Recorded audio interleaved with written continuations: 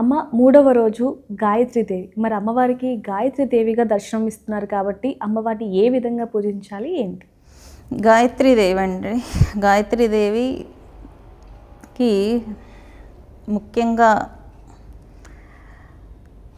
ఇంట్లో పిల్లలు ఉన్నప్పుడు పిల్లల్ని తీసుకొచ్చి పూజలో భాగం చేయడం అనేది చాలా ఉత్తమం. అక్షరాభ్యాసం చేపిస్తూ ఉంటారు. మూడో రోజు నవరాత్రుల్లో మూడో రోజు అక్షరాభ్యాసం చేయించడం చాలా ఉత్తమమైనటువంటి ప్రక్రియ. నాలుకలో బీజాక్షరాలు రాయిపిస్తూ ఉంటారు. ఆ టైంలో గాయత్రి అవతారం రోజు పిల్లల్ని తీసుకొచ్చి నాలుకలో బీజాక్షరాలు రాస్తే కూడా ఆ మంత్రశక్తి వల్ల బాగా మాట్లాడతారు. మాటలు రాని వాళ్ళకు కూడా మాటలు వచ్చిన సందర్భాలు ఉన్నాయి.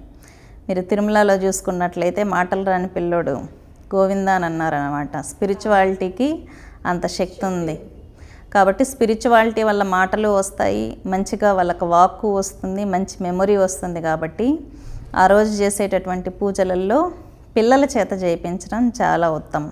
అష్టోత్తరాలు ఉంటాయి. వాళ్ళు కష్టపడినా ఇబ్బంది పడినా సరే వాళ్ళని కూర్చోబెట్టి వాళ్ళతోనే పూజ చేయించండి.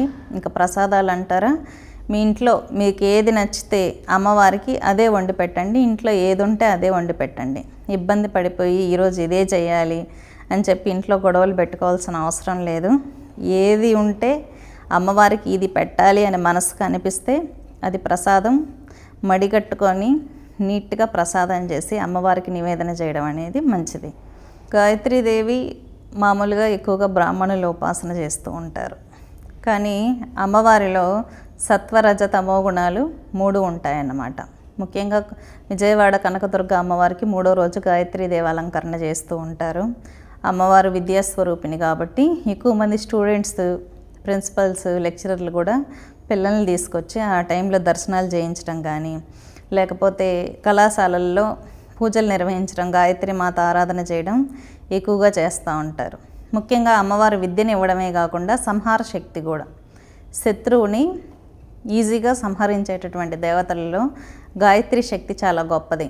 అంటే సాత్వికంగా ఉన్న దేవత ఉగ్ర రూపం తీసుకుంటే ఆ వైలెన్స్ మనం భరించలేం.